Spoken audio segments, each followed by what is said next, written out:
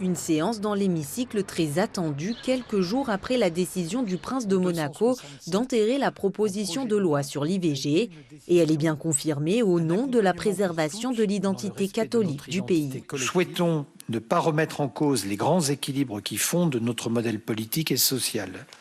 Nous souhaitons préserver une identité de plus de 7 siècles à laquelle nous sommes attachés, avec raison je crois. Et nous souhaitons que Monaco continue de réunir harmonieusement celui qui croyait au ciel et celui qui n'y croyait pas.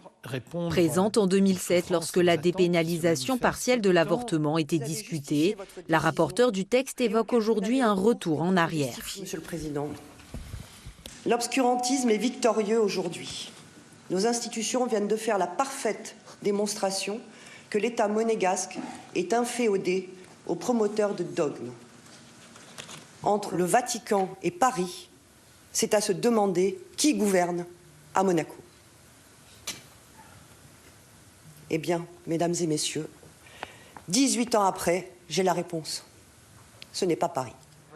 Au lendemain de ce recul législatif, la présidente de la Commission des droits de la femme à l'origine de la proposition de loi sur l'IVG se dit émue et déçue.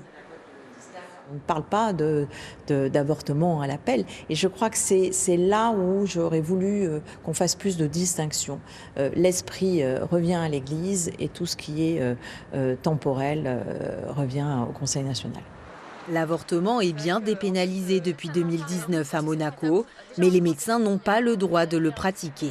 Ça ne concerne pas que les monégasques aussi. Ça concerne donc bien sûr les monégasques, mais les résidentes à Monaco et les travailleuses qui viennent travailler à Monaco. On parle de personnes qui en fait ont une sécurité sociale à Monaco qui ne sont pas pris en charge.